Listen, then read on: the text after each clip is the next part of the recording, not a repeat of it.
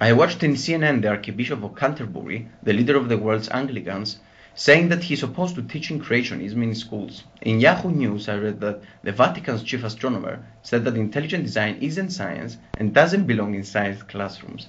George Coyne, director of the Vatican Observatory, said the intelligent design movement belittles religion. It makes God and designer an engineer. The astrophysicist Stephen Hawking said Pope John Paul II told scientists not to study the beginning of the universe because this was the work of God. The Vatican newspaper has published an article saying that intelligent design doesn't belong to science and it only creates confusion between the scientific, philosophical, and religious planes. Many people believe in God because their mother told them to believe in God, or because they think they have seen God, or an angel, or he speaks to them inside their heads.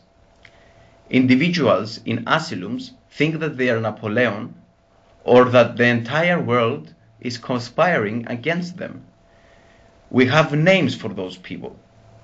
Psychiatrists have names for those people who have beliefs for which there is no rational justification. Mad, psychotic, delusional, mentally ill. They thank God for saving a life and say nothing about million children that die from tsunamis, earthquakes, tornadoes, wars, and starvation.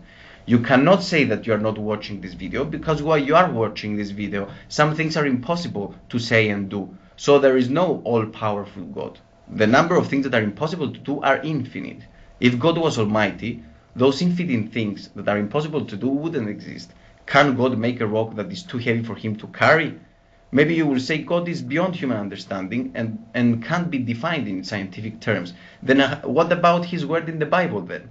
How do we know that the Bible and not the Quran or the Veda books, for example, are the words of God? People who claim to believe in God don't know what they're talking about. The leaders of all the Christian churches teach that sex for pleasure before marriage or after divorce is a sin. Sex people are sinners that go to hell to burn forever and ever by an imaginary God that loves them. Science has proved that sex strengthens the immune system, keeps us away from heart diseases and stress, keeps us trim, strengthens our muscles and bones, and masturbating 7 times a week keeps us away from prostate cancer.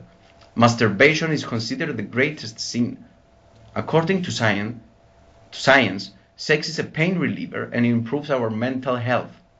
Mental health. Remember the 100 mentally ill pedophile priests that abuse 1,000 children, and many churches paid hundreds of millions of dollars to the victims.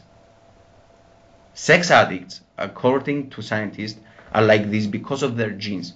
So it's as stupid to accuse someone for having sex for pleasure as accusing a cat for being a cat, or accusing somebody with blue eyes for having blue eyes. It's just genes in the DNA. They are committing a gene error. The same for homosexuals and lesbians.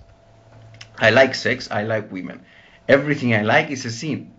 So I could never be a member of their institution. Christianity preaches denial of sex for pleasure. I will talk about celebration of sex.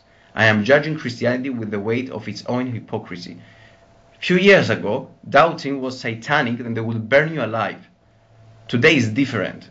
If you disagree with them, you are a Satan's tool, a heretic, and so on. Fuck you. I won't do what you tell me. I like women and I will fuck women. A poll in CNN said 95% of Americans had premarital sex. In www.foxnews.com, I read a study that says even the prehistoric man had sex for fun. Even prehistoric man was more intelligent than those hypocrites who are against sex. The war against abortion has nothing to do with the protection of life. It is a war against sexual pleasure and personal choice. If their supposable God created us with organs, then why is it a sin to use them? They condemn divorce and gay marriage, and they even condemn polygamy.